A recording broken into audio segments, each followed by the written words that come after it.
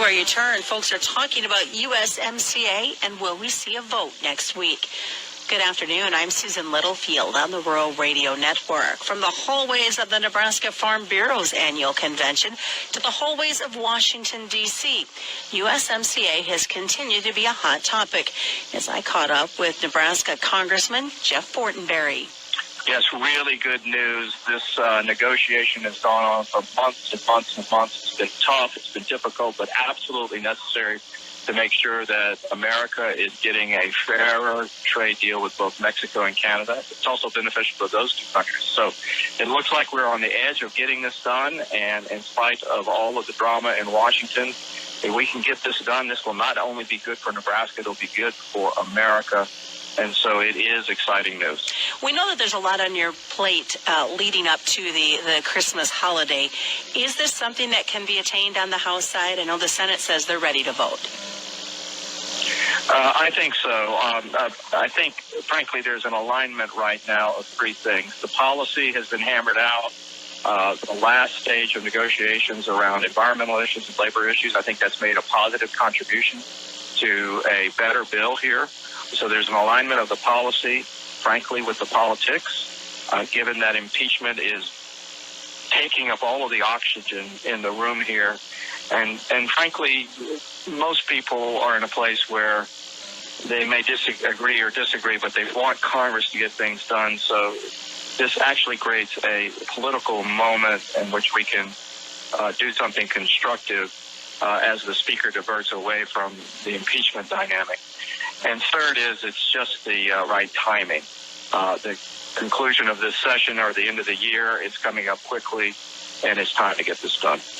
Well, we know that it'll be a huge benefit not only to Nebraska's farmers and ranchers, the country as a whole, but our counterparts in both Canada and Mexico to benefit as well and help their farmers and ranchers. Right. And NAFTA was in serious need of updating, and, of course, there are a lot of controversies around it. And once things get institutionalized in Washington, they're very hard to undo. So I want to fully credit President Trump with taking this head on, and his negotiator, Lighthizer, who we've met with a number of times, for really sticking to it and working out the difficulties here. And in fact, I engaged with both the Mexican and Canadian ambassadors, and it was a very robust back and forth, both with Republicans and Democrats, because they have certain dynamics that are difficult for them too. So resetting this North American trade alliance and benefiting America, making it fairer for us. It's important, of course, for agricultural products, but also good for Mexico and Canada. I think we've reached that spot. So some excitement. We'll wait as we wait to hear when this vote will take place. Are you guys getting any inclination? Will it be sometime early next week? It looks like next week. Of course, you've covered Washington a long time, Susan, so all I can do is speak in terms of probability. But it seems like the probability is higher that we will take this vote next week.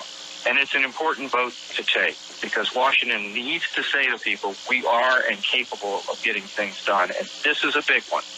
To wrap this up before the holidays, it would be a strong signal to America that we're working hard to try to get things right, and that actually in this very divided moment, there can be some consensus around what's good for all of our people.